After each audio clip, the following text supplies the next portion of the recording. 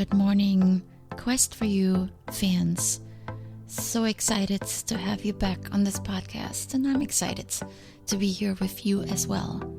This is episode 288, and I want to read you a quote that I heard on an interview on another podcast. And this is by U.S. Senator Cory Booker, a person I greatly admire. What we say about other people says more about who we are than who they are. And it was a moment when I moved to Martin Luther King Boulevard in Newark, where the tenant president, Miss Jones, checked me. She said, "Describe the neighborhood." And I described drug dealing, the projects, abandoned buildings.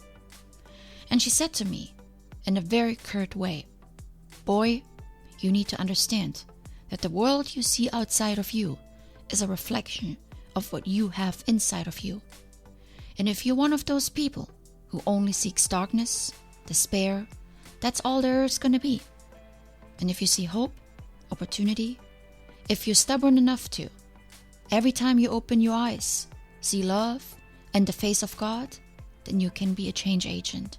Then you can make a difference." It was a monumental moment for me at the beginning of my life, that you have choices. Let me repeat the first and the last sentence again. They are life-changing. What we say about other people says more about who we are than who they are. It was a monumental moment for me at the beginning of my life, that you have choices. There is definitely enough misery in this world, and on top of that, we have our own lives to grapple with. And all of us have situations and circumstances we're dealing with that hold us back from living our dream life.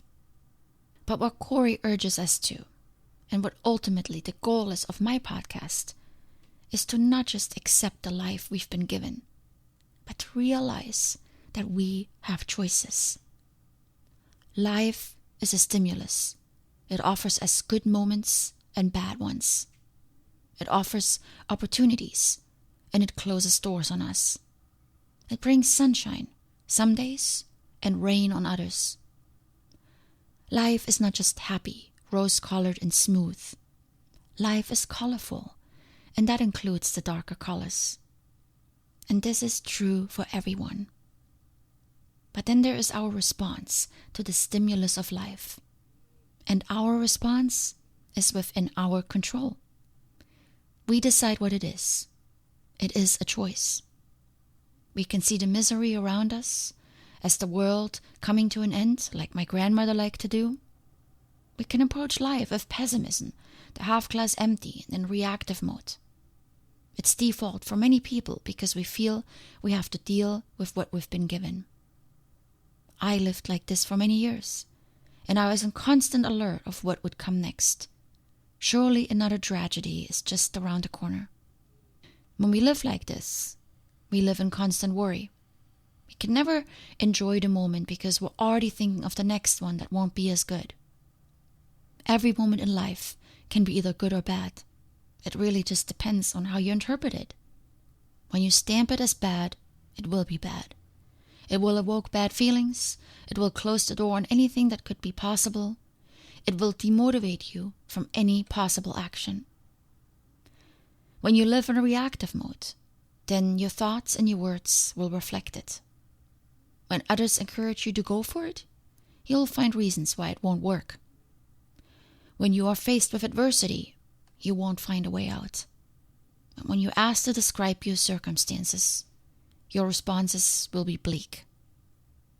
Boy, you need to understand that the world you see outside of you is a reflection of what you have inside of you.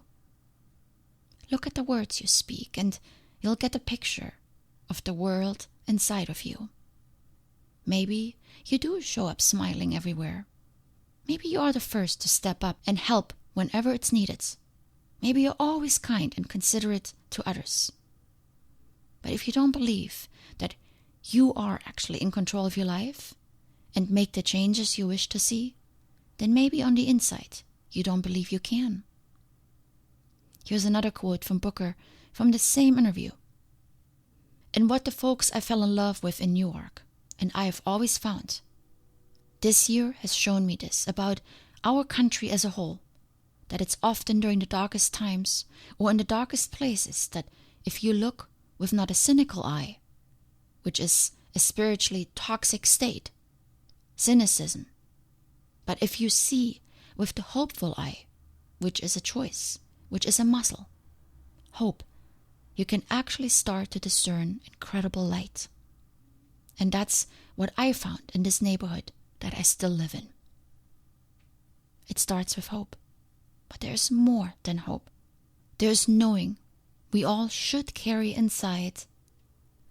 And I don't like to use the word should at all, but here it's appropriate. We should carry the knowing that we can change how we look at the world and our own life. We can see misery or we can see potential. Seeing misery gives us an excuse to complain and stay inactive. Seeing potential spurs our creativity as we look for ways to make a change. Again, we have a choice. This life was given to us, and we have a choice to decide what to do with it. Make your choice today. Much love.